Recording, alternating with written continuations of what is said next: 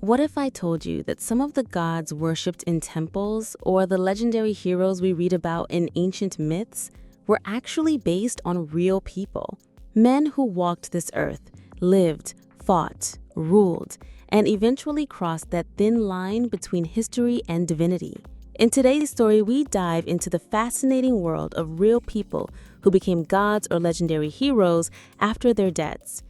From Egyptian architects to Japanese scholars, from Roman emperors to American generals, this is where history and mythology collide. Take, for example, Antinous, one of the most romantic and mysterious figures of the Roman Empire.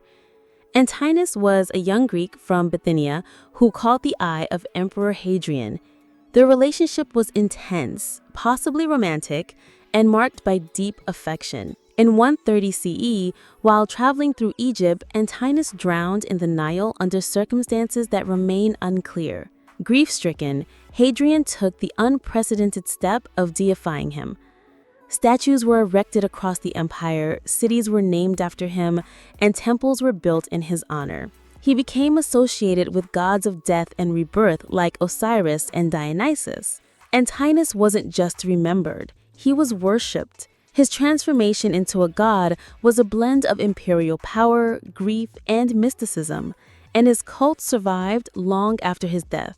Then there's Imhotep, a man who lived in Egypt around 6,650 BCE and served under Pharaoh Djoser. He was a high priest, architect, physician, and chancellor, known for designing the step pyramid of Sakata, the first of its kind. Imhotep was a genius in multiple disciplines and became a legend in his own time. But it was in the centuries after his death that his legend truly grew. He was deified as a god of healing and wisdom, one of the very few commoners to be given such status in ancient Egypt. His temples became pilgrimage sites for the sick, and he was venerated for his intellect and spiritual insight. Over time, he was elevated alongside deities like Thoth and Pita, making him one of the most extraordinary cases of a historical figure who became divine. In Japan, we find Sugawara no Michisane, a scholar, poet, and politician of the Heian period. Born in 845 CE, he rose through the ranks of the imperial court but was ultimately exiled due to political rivalries. He died in disgrace in 903 CE. After his death, however, Kyoto experienced a series of disasters: lightning strikes, plagues, and fires. People believe that Michisane's angry spirit was to blame. In response, the imperial court posthumously restored his titles and deified him as Tenjin, the kami, or spirit of learning and scholarship. Today, thousands of students in Japan pray to Tenjin before exams. Their shrines are covered in wooden plaques inscribed with wishes for academic success. What began as a tragic fall from grace turned into divine redemption. In Japan, Tokugawa Ieyasu, the founder of the Tokugawa shogunate that ruled Japan for over 250 years, was deified after his death in 1616. He was enshrined as Tosho Daigangen, a Shinto deity symbolizing peace, stability, and divine order. The Grand Toshogu Shrine in Nikko stands as a monument to his godlike status, attracting pilgrims and tourists alike. Tokugawa's elevation to divine rank was part spiritual belief, part political strategy. By transforming the shogun into a kami, the Tokugawa lineage reinforced its legitimacy and the sacred nature of its rule.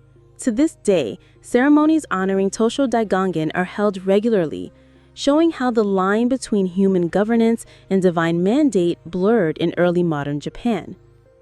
In East Asia, two more figures illustrate the deep reverence that can elevate historical leaders into divine or spiritual status. In Korea, General Kim Il-sung stands out as one of the most important military figures of the Silla dynasty. Living in the 7th century, he played a decisive role in unifying the Korean peninsula under Silla rule. Revered not only for his tactical brilliance, but also for his moral conduct and loyalty, Kim Il-sung became the subject of various legends after his death. In certain Korean shamanistic practices, he is venerated as a protective spirit. Some shamans claim to invoke his presence during rituals, calling upon his courage and strength to drive away evil or misfortune.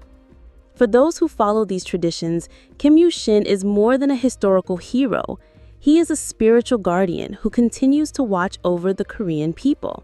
China offers another powerful example in the figure of Guan Yu, a general who lived during the late Eastern Han Dynasty. He served under the warlord Liu Bi and was celebrated for his loyalty, martial prowess, and sense of justice. Captured and executed by rival forces around 220 CE, Guan Yu's legend only grew in the centuries that followed.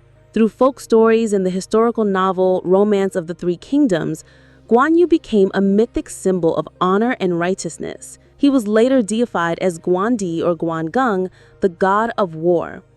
His worship transcends class and profession. Businessmen, police officers, and even criminal organizations seek his protection. He is usually depicted with a red face, long beard, and his iconic weapon, the green dragon crescent blade. Guan Yu's journey from historical general to revered deity is one of the most enduring in Chinese culture. And what of Guan Yu's great rival, Cao Cao? Often vilified in literature, Cao Cao was in reality a brilliant strategist, poet, and ruler. While Romance of the Three Kingdoms cast him as a cunning villain, history paints a more nuanced portrait. In certain Taoist and folk traditions, Cao Cao was worshipped as a door guardian and a god of strategy and protection. Though not as widely adored, his deification shows that divinity isn't always about moral perfection. It can also be about power, intelligence, and legacy. Another compelling example comes from West Africa, where the Yoruba culture blends oral tradition with reverence for real historical figures. One of the central orishas, or deities in Yoruba religion, is Shango, a powerful god of thunder and lightning. But many scholars believe Shango was originally a historical king of the Oyo Empire, who ruled around the 15th century. Known for his charisma, military might, and tempestuous rule, Shango's dramatic life and mysterious death, possibly by suicide or execution, led to his transformation into a deity. After his death, legends grew of his ability to call down lightning and storms, and he became a symbol of raw power and divine justice. Today, Shango is worshipped across Nigeria, Benin, the Caribbean, and Brazil. His transition from king to god exemplifies how myth can grow from memory, especially when a person's life leaves a powerful imprint on their people's identity. Even in the modern world, we see this transformation of humans into gods. One lesser-known but fascinating example is the posthumous veneration of George Washington in Hawaii, not through native Hawaiian spirituality, but through Japanese-influenced Shinto practices. After Washington's reputation as a revolutionary leader and moral icon spread internationally, Japanese immigrants in Hawaii during the late 19th and early 20th centuries brought with them Shinto beliefs, which included the custom of enshrining important figures as kami, spiritual beings or gods. George Washington, along with Abraham Lincoln and even King Kamehameha I, came to be revered as such kami within certain local Shinto shrines. These figures were honored for their leadership, vision, and unifying impact on their people. His presence in Shinto shrines in Hawaii reflects a unique cultural fusion, American political mythology merging with Japanese religious tradition, resulting in a rare case of presidential deification outside the Western canon. In Korea, the legacy of American military generals took an unexpected spiritual turn. Following the Korean War, some South Korean shamans began to incorporate the spirits of certain U.S. generals into their rituals.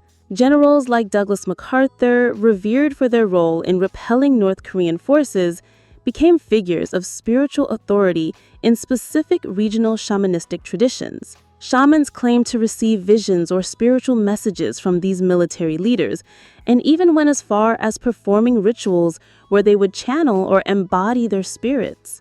While this form of veneration isn't mainstream and remains limited to localized folk practices, It represents a modern version of the ancient process, human leaders becoming symbols of divine intervention, strength, and protection. In times of chaos, people often look to figures who brought order, even if those figures come from foreign lands and foreign wars. Haile Selassie, the Emperor of Ethiopia from 1930 to 1974, also became a living god in the eyes of millions, quite literally. In the early 20th century, a new spiritual movement emerged in Jamaica, Rastafarianism. Its followers interpreted a prophecy from Marcus Garvey that looked to Africa, where a black king shall be crowned, as a divine sign. When Haile Selassie was crowned emperor, many believed he fulfilled that prophecy. They saw him not just as a leader, but as the returned Messiah, the embodiment of God, referred to as Jah or Jah Rastafari. Rastafarians view Selassie as the earthly representation of God and a direct descendant of King Solomon and the Queen of Sheba. Though Selassie himself never claimed divinity, he respected the movement and never denied their belief. To this day, his image appears in shrines, music, and rituals around the world. He was a modern ruler whose presence became sacred, not through conquest or myth, but through identity, hope, and global spiritual resonance. The blending of mortal legacy with divine status is not unique to any one culture. History offers countless examples. Even Heracles or Hercules, worshipped as both hero and god in Greek mythology, may have been inspired by real warriors or figures of extraordinary strength from Greece's early history. All these stories reveal a deep human tendency, the desire to immortalize. Whether through grief, admiration, or reverence, people have elevated the memory of influential individuals to divine levels.